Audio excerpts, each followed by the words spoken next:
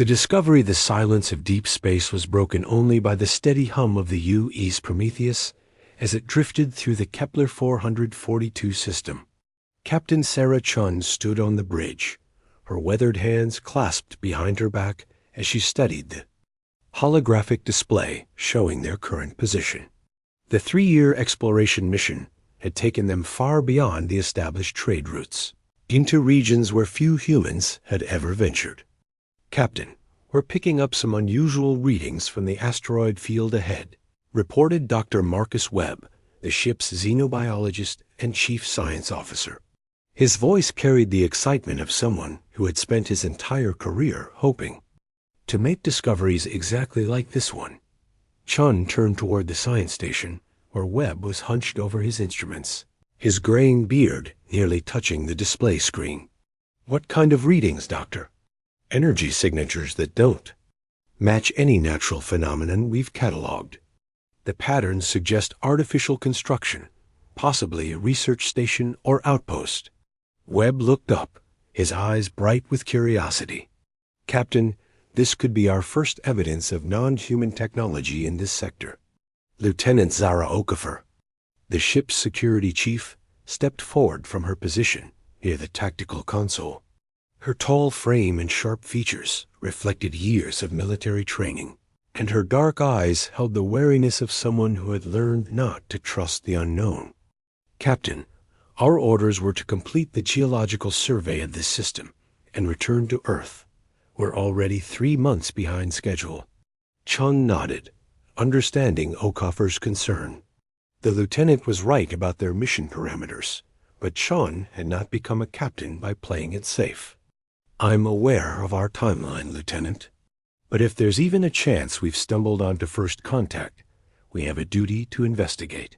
From the engineering station, Tommy Nakamura looked up from his work calibrating the ship's sensors.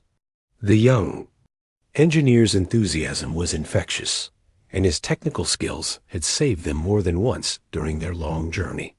"Captain, I can have the sensors recalibrated for maximum resolution in about 20 minutes.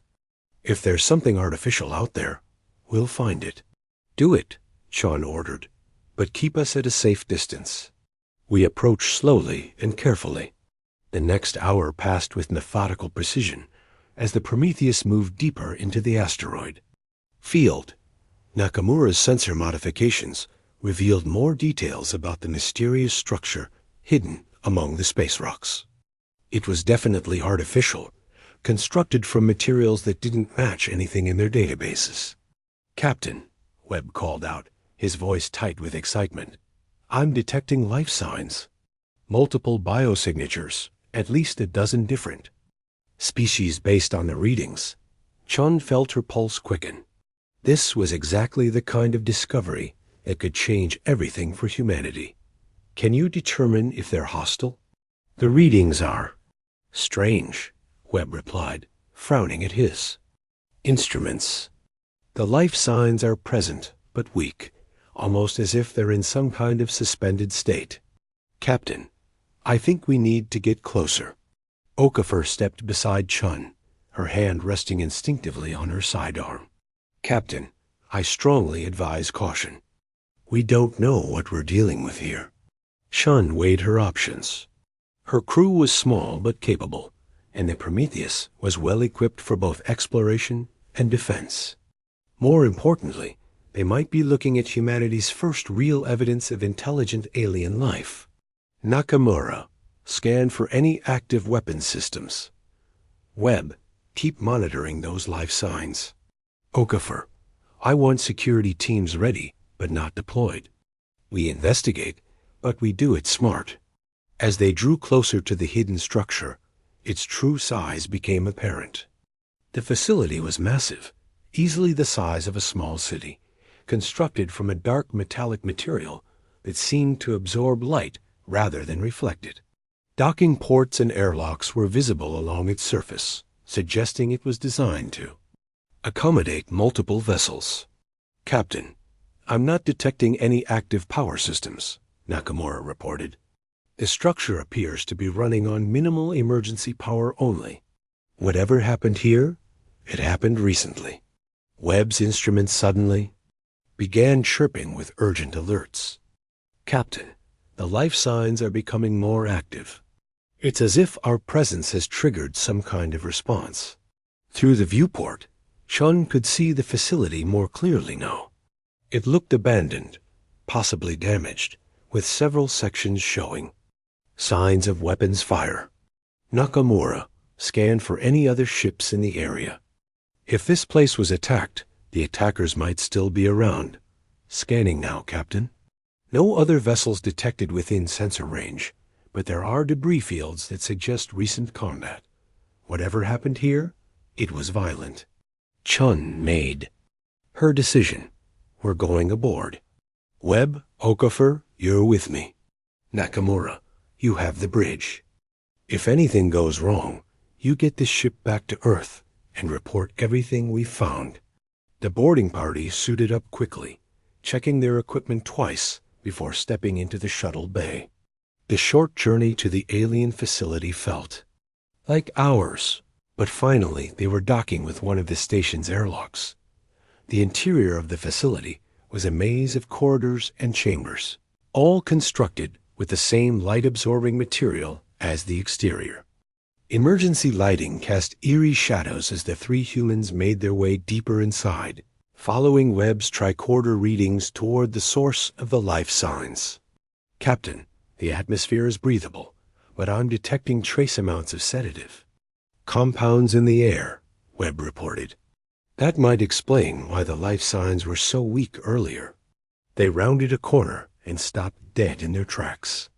Before them stretched a vast chamber filled with transparent containment cells, each one holding a different alien being. The prisoners were from species Chun had never seen before. Some were humanoid, others were clearly non-terrestrial in origin, but all shared the same look of defeat and desperation. My God, Okafor whispered, her professional composure cracking. For the first time Chun could remember, this is a prison. They're keeping these beings as prisoners. *Webb was already running scans on the nearest containment cell. Captain, these restraint systems are incredibly sophisticated. Whoever built this facility has technology far beyond anything we've encountered. As they moved through the chamber, Chun noticed something that made her blood run cold. Near the far end of the prison block, she could see what appeared to be empty cells that had been recently occupied. Fresh scratches on the walls, personal belongings scattered on the floor, and worst of all, signs of a struggle. Webb, can you access the facility's computer systems? I need to know what happened here and who's responsible. Webb approached what appeared to be a control console, its alien interface covered with symbols and displays that meant nothing to human eyes. Give me a few minutes, Captain. If I can establish a connection with Nakamura back on the ship, his translation algorithms might be able to make sense of this. While Webb worked on the computer systems, Chun and Okafor continued their survey of the prison. The scope of the operation was staggering. Hundreds of cells, sophisticated life support systems, and what appeared to be processing facilities for new arrivals. Captain, Webb called out, his voice filled with a mixture of excitement and horror. I've managed to access some of their database files. What I'm seeing here, it's unbelievable. Chun and Okafor hurried back to the control station where Webb had managed to activate several display screens. The alien text was still incomprehensible, but the images that accompanied told a clear story. Ships arriving with captive beings from dozens of different worlds. Prisoners being catalogued, processed, and shipped out to unknown destinations. This isn't just a prison, Captain, Webb said quietly. It's a hub in a massive slave trading network. These aliens have been capturing sentient beings from across the galaxy and selling them like cargo. The implications hit Chun like a physical blow. This wasn't first contact, as humanity had imagined it. This was evidence of a galactic civilization that viewed other intelligent species as commodities to be bought and sold. Okafor, pointed to one of the display screens where new information was scrolling past. "Captain, look at this. Those symbols. I think they're targeting parameters. They're specifically hunting species that they consider primitive or defenseless. Asterisk." Webb's face went pale as he continued translating the data. "Captain, according to these files, they've been monitoring our solar system. Earth is on their list of potential harvesting sites." The chamber suddenly filled with the sound of alarms, as hidden speakers crackled to life. The alien text on the screens changed, and new warnings began flashing across the displays. "What's happening?" Chun demanded. Webb's fingers flew over the console as he tried to interpret the incoming data. "Captain, the facility's automated systems have detected our presence and sent out a distress signal. We've been broadcasting our location to whoever runs this operation." Through her communicator, Nakamura's voice crackled with urgency. "Captain, I'm detecting multiple ships approaching from the outer system. They'll be here in less than 30 minutes, and they're not broadcasting any friendly signals." Chun felt the weight of command settle on her shoulders. They had stumbled onto something that threatened not just their mission, but potentially the entire human race. The evidence they had gathered was crucial, but getting it back to Earth meant surviving the next few hours. "Webb, download everything you can from their database. Okafor, we need to free as many of these prisoners as we can and get them to the ship. Nakamura, prepare for immediate departure the moment we're back aboard." As alarms continued to wail throughout the facility, Chun realized that their simple exploration mission had just become something much more dangerous. They had discovered the truth about a threat that humanity didn't even know existed, and now they had to survive long enough to warn their species about what's coming. The hunt had begun, and humanity had just become the prey. The reckoning the approaching ships filled the view screen as Captain Chun raced back to the Prometheus with her team and 24 freed alien prisoners. The rescued beings were weak from their captivity, but their eyes burned with a mixture of hope and determination that Chun recognized immediately. It was the same look she had seen in the mirror every day of her career. "Captain, the lead ship is hailing us," Nakamura reported as the boarding party reached the bridge. "The translation matrix is working on their language, but the tone doesn't sound friendly." Chun settled into her command chair, her mind racing through tactical options. The Prometheus was an exploration vessel, not a warship, but it had been designed for the dangers of deep space exploration. Put them through. The main screen flickered and revealed a creature unlike anything in human databases. The being was tall and angular, with dark metallic skin that seemed to shift and flow like liquid mercury. Its eyes were pure silver, and when it spoke, its voice carried the cold precision of someone accustomed to absolute authority. "Primitive vessel, you have interfered with Zephyrian Syndicate operations and stolen valuable property.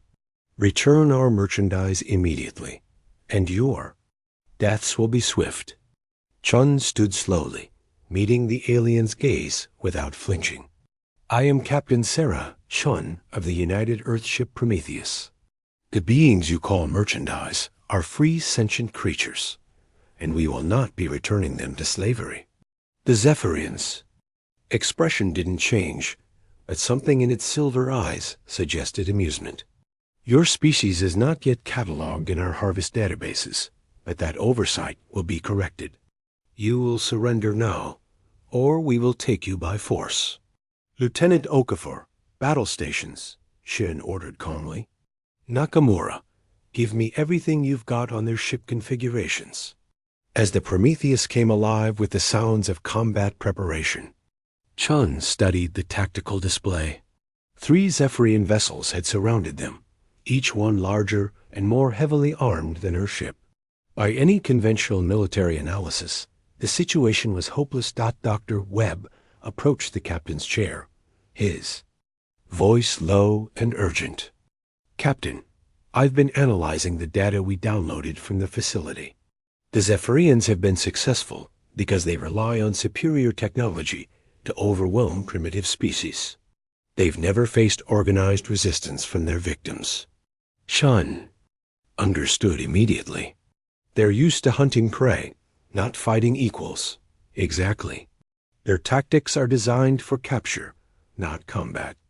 If we can force them into a real fight, we might expose weaknesses they don't even know they have. The first Zephyrian ship opened fire, energy beams lancing through space toward the Prometheus. Nakamura's hands flew over his controls, diverting power to the shields and engines.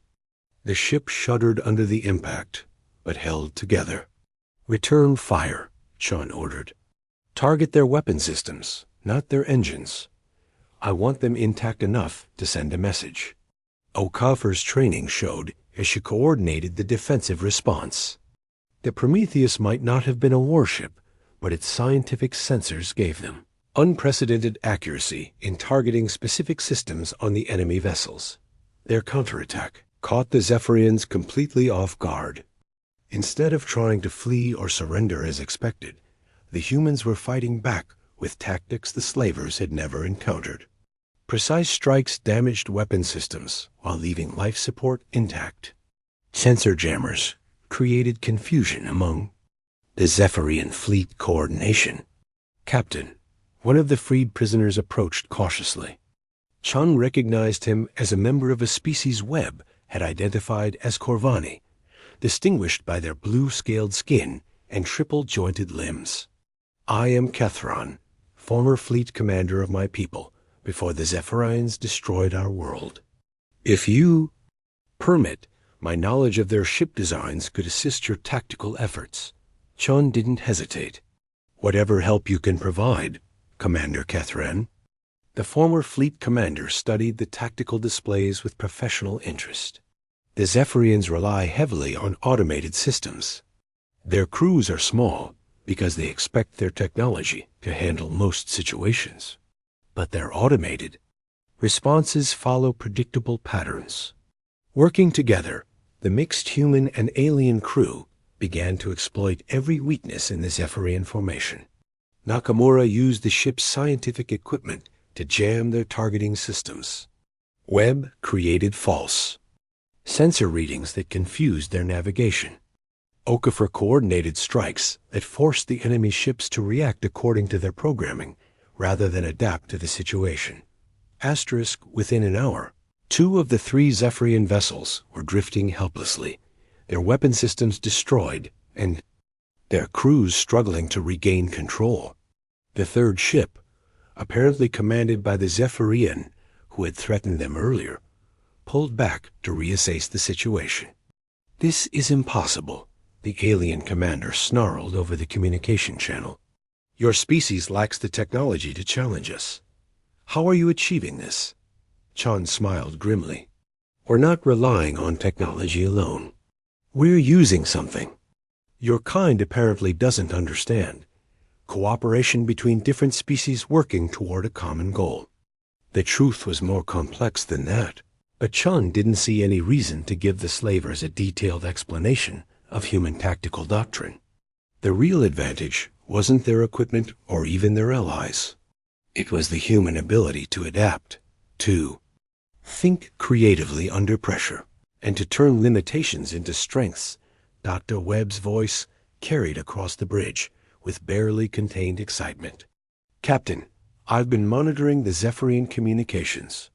Their automatic distress signals are being answered. We have maybe 2 hours before reinforcements arrive, but there's something else. The facility we raided was just one node in a much larger network. If we can locate their main command center, we might be able to disrupt the entire slave trade network." Catherine nodded approvingly. The human is correct. The Zephyrians operate from a massive mobile command station that coordinates their harvesting operations across this entire sector. If that station were destroyed, hundreds of worlds would be freed from their threat. Chun looked around her bridge at the mixed crew of humans and freed aliens, all working together despite having just met hours earlier. The diversity of species, backgrounds, and experiences had become their greatest strength rather than a weakness. Asterisk. Nakamura, plot a course for the Zephyrian command station. Okafor, signal the disabled ships that they can surrender and be taken prisoner, or continue fighting and be destroyed. Webb, I want you working with our new allies to learn everything possible about Zephyrian technology and tactics. The remaining Zephyrian commander apparently chose to retreat rather than face capture, his ship disappearing into hyperspace with a flash of distorted light. The two disabled vessels surrendered within minutes, their crews apparently more pragmatic than their leader. As the Prometheus set course for the final confrontation, Chun reflected on how quickly their mission had changed. They had started as explorers seeking knowledge, but had become liberators, fighting against one of the galaxy's greatest evils. The next 18 hours passed in intense preparation. The freed prisoners proved to be a treasure trove, information about Zephyrian operations, technology, and tactics. Many of them were former military officers, scientists, and engineers who had been captured specifically because of their expertise. When they finally arrived at the coordinates for the Zephyrian command station, Chun was amazed by its size. Facility was larger than any human space station, a massive construction that could house thousands of beings and coordinate operations across dozens of star systems. Captain, we're detecting over 40 ships docked with the station, Okafor reported. This is their main base of operations for this entire region of space. Webb looked up from his science station with a grim expression. Captain, I'm detecting massive prison complexes throughout the station. There could be tens of thousands of prisoners aboard that facility. The scale of the operation was staggering, but Chun had made her decision hours earlier. We're not backing down. Nakamura, signal all ships in the area. Any vessel that wants to avoid destruction should evacuate immediately. We're shutting down this operation permanently. The battle that followed would be remembered throughout the galaxy as the moment when the enslaved species finally fought back effectively against their oppressors. The Prometheus led a fleet of captured Zephyrian vessels, crewed by freed prisoners, who had every reason to fight with desperate courage. The Zephyrian response was massive, but poorly coordinated. They had grown arrogant from centuries of easy victories against helpless prey. When faced with organized resistance, led by human tactical innovation and alien expertise, their overwhelming technological advantage began to crumble. Ship after ship of the slaver fleet was disabled or destroyed by the coordinated attacks of species who had learned to work together despite their differences. The Zephyrian command station, for all its size and power, became a liability rather than an asset when its automated defenses were turned against it by engineers who had spent years studying its systems as prisoners. The final assault on the station itself was led by Chun personally, commanding a boarding party made up of humans and aliens working as a single unit. They fought through corridors designed to intimidate captured victims, past holding cells that had housed thousands of stolen lives, and finally to the command center where the Zephyrian leadership waited. The surrender came not through overwhelming force, but through the simple demonstration that their victims were no longer helpless prey. When faced with organized resistance, the Zephyrian syndicate crumbled like all bullies do when their victims finally fight back, effectively. In the aftermath, as Chun stood in the command center of the captured station, she realized that humanity had just announced its presence to the galaxy in the most dramatic way possible. They had not come as conquerors or suppliants, but as liberators who stood with the oppressed against their oppressors. The rescued prisoners, numbering in the tens of thousands, would return to their home worlds with stories of the humans who had helped them reclaim their freedom. The Zephyrian slave trade network, built over centuries of unchallenged operation, had been broken in a matter of days by cooperation between species who had refused to accept that might makes right. Dr. Webb summed it up perfectly as they prepared. to begin the long journey home. Captain, we came out here looking for new life and new civilizations. Instead, we found old friends we just hadn't met yet. Chun nodded, looking out at the stars that no longer seemed quite so hostile. Humanity had found its place in the galaxy, and it was exactly where they belonged, standing with those who needed help against those who would do harm. The hunt was over, and the hunters had become the hunted.